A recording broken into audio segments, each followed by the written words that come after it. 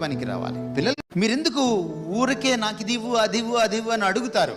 మీరు చెప్పక ముందే మీ అవసరాలు ఆయనకు తెలుసు.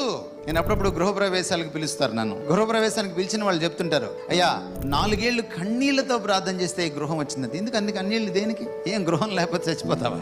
అద్దిల్లు లేవా? చెట్టు కింద ఉండాలా ఏమిటి? నేను ఇంకా ఇల్లు కట్టుకోలేదు, ఏమి గృహం లేకపోతే ఏమిటి? ఆయన ఇచ్చినప్పుడు తీసుకో, ఇవ్వకపోతే వదిలే. దానికి కన్నీళ్ళ ప్రార్థన అక్కర్లా. కన్నీళ్ళ ప్రార్థన దేనికి కార్చాలంటే నీ బిడ్డలు బాగుపడాలని. నీ బిడ్డలు పెద్ద అయిన తర్వాత వాళ్ళు దేవుడి నుంచి తొలగిపోకూడదని, వాళ్ళు సమాజానికి పనికి రావాలి, దేవుడికి పనికి రావాలి, నీకు పనికి రావాలి, కుటుంబానికి పనికి రావాలి. పిల్లల కోసం ఏడవండి కావాలంటే. ప్రభు చెప్పాడు, నా కోసం ఏడవకండి, మీకోసం మీ పిల్లల కోసం ఏడవండి. ఆయన మనకి దయచేస్తాడు. మన ఆశలన్నీ ఆయన తీర్చకపోవచ్చు, కానీ మన ప్రతి అవసరాన్ని ఆయన తీర్స్తాడు. God meets our needs, not our greeds. మన గ్రీడ్స్ని తీర్చడు ఆయన, మన నీడ్స్ని తీరుస్తాడు.